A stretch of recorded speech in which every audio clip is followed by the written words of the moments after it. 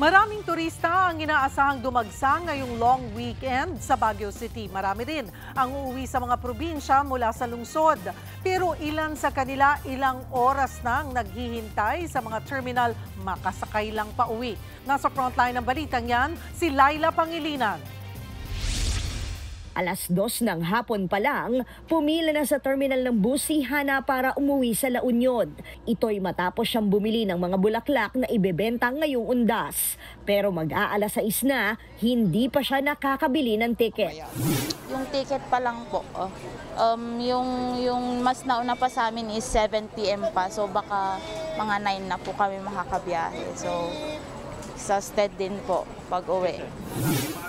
Ang mga gurong ito naman mula Tarlac, sinulit ang kanilang wellness break sa Baguio City. Pero ngayong pauwi na sila, napalitan ng pagod ang kanilang pahinga dahil sa haba ng pila sa terminal ng bus. Hindi po namin alam kung anong oras na po kami makakauwi.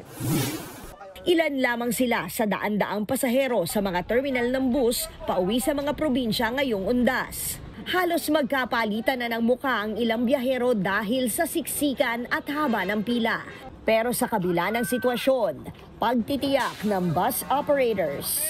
Lahat po, natugunan po natin. Sabihin lang po doon sa yung direktiba po ng LTFRB, nagbigay po sila ng mga special permit para po matugunan po lahat ng mga biyahero po natin. Maliban sa mga magsisi-uwian, pinaghahandaan din nila ang mga magsisi-akyatan sa Baguio ngayong long weekend. Meron na po tayong mga fully book po dyan, may mga advance booking na po tayo sa mga joy bus po natin, sa mga deluxe po. Tiniyak naman ng pamunuan ang mas mahigpit na seguridad sa loob ng terminal. Samantala, nagsagawa kahapon ang PIDEA CAR, katuwang ang PNP, DOTR at Regional Highway Patrol Unit ng random drug testing sa iba't ibang bus terminal sa Baguio. Yan ay para matiyak na ligtas ang mga biyahe ng mga pasahero. Nagbabalita mula sa Frontline, Laila Pangilinan, News 5. Mga kapatid, Cheryl Hosing po.